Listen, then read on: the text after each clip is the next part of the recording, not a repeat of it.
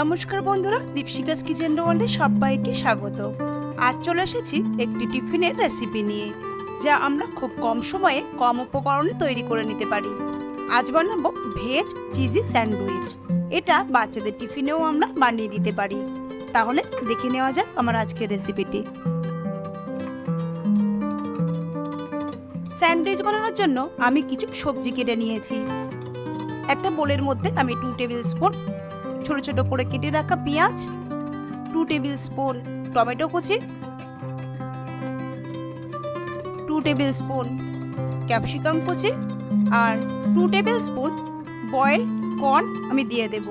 একটা কাঁচা লঙ্কা মিহি করে কুচিয়ে রেখেছিলাম, সেটা দিয়ে দেব। আর দিয়ে দেব 2 টেবিল স্পুন ধনেপাতা কুচি, হাফ টিস্পুন চিলি ফ্লেক্স, ঝালটা আপনারা নিজেদের স্বাদ অনুযায়ী দেবেন, হাফ টিস্পুন অরিগ্যানো, স্বাদ অনুযায়ী লবণ আর 1/4 টিস্পুন গোলমরিচ দিয়ে দেব। 2 টেবিল স্পুন মেয়োনিজ। আপনারা যারা মেয়োনিজ খেতে পছন্দ করেন, আপনারা 2 টেবিল স্পুনের জায়গায় 3 টেবিল স্পুনও মেয়োনিজ দিতে পারেন। এবার সমস্ত সবজির সাথে আমি মেয়োনিজটা খুব ভালোভাবে মিশিয়ে নেব। আর এখানে সবজিগুলো আমি খুব মিহি করে কেটেছি, আপনারাও কিন্তু অবশ্যই সবজিগুলো খুব মিহি করে কেটে নেবেন। মেয়োনিজের সাথে সমস্ত মশলা ও সবজি খুব ভালোভাবে মিশিয়ে নিয়েছি। এবার স্যান্ডউইচ বানানোর জন্য যে প্রধান উপকরণ সেটা হলো ব্রেড। আমি এখানে স্লাইস ব্রেড নিয়ে নিয়েছি। এবার টমেটো কেচাপটা ব্রেডের গায়ে আমি খুব ভালোভাবে লাগিয়ে দেব। আপনারা চাইলে এখানে অবশ্যই কিন্তু পিৎজা সসও ব্যবহার করতে পারেন।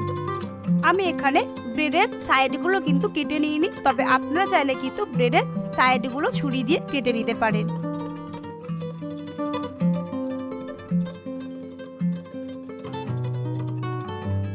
এবার সবজি ও মেয়োনিজের যে মিশ্রণটা আমি তৈরি করেছিলাম সেটা ব্রেডের মধ্যে অল্প অল্প করে দিয়ে দেব।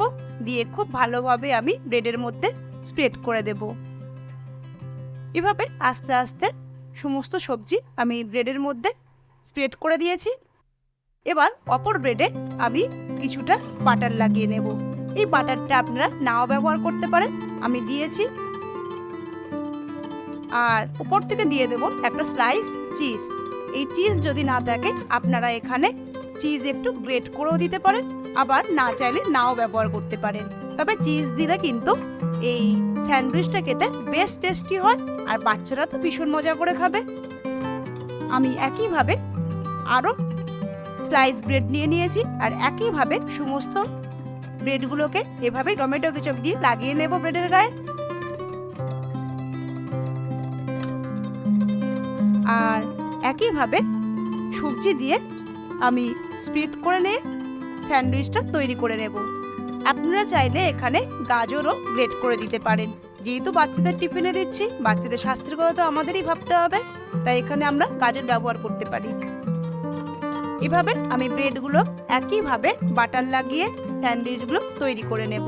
তবে আপনারা অবশ্যই স্লাইস চিজের বদলে চিজ গ্রেট করেও দিতে পারেন।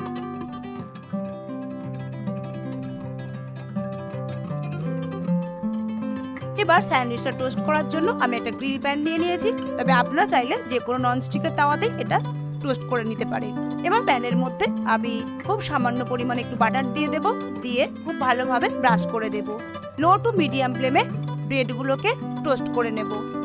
এভাবে যদি গ্রিল প্যানে করা হয় টোস্ট, তাহলে কিন্তু স্যান্ডউইচটা দেখতে ভালো হয়। তবে আপনারা চাইলে অবশ্যই যে কোনো ননস্টিকের প্যানেই আপনারা এটাকে টোস্ট করতে পারেন। এবার এক পিঠ হয়ে গেলে আমি খুব আস্তে আস্তে অপর পিঠটাও একইভাবে টোস্ট করে নেব।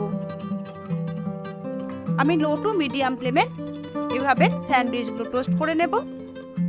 এটা লো টু মিডিয়াম ফ্লেমেই করবে, তাহলে স্যান্ডউইচগুলো কিন্তু বেশ ক্রিস্পি হবে, খেতেও ভালো হবে। আমার দুটো পিঠই খুব ভালোভাবে টোস্ট করে নেওয়া হয়ে গেছে। আমি একটি প্লেটের মধ্যে এবার স্যান্ডউইচগুলো তুলে গরম গরম সার্ভ করব।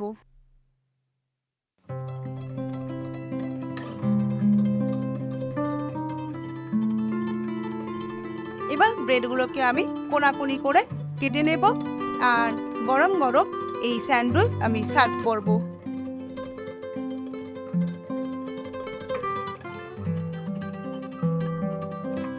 দেখুন এই গ্রিল প্যানে টোস্ট করার জন্য স্যান্ডউইচগুলো কিন্তু দেখতে বেশ সুন্দর হয়েছে। বাচ্চারা তো অবশ্যই এটা খুব মজা করে খাবে, আর বড়দেরও কিন্তু বেশ ভালো লাগবে। টিফিনে সবসময় কিন্তু রুটি বা পরোটা করতে আমাদের ভালো লাগে না, তাই খুব চটজলদি আমরা এই ব্রেড স্যান্ডউইচ বানিয়ে নিতে পারি। আর আমি এখানে টমেটো কেচাপের সাথে সার্ভ করব। আমার আজকের রেসিপি আপনাদের কেমন লাগলো অবশ্যই কমেন্ট করে জানাবেন। রেসিপিটি ভালো লাগলে লাইক, শেয়ার ও সাবস্ক্রাইব করার অনুরোধ রইল।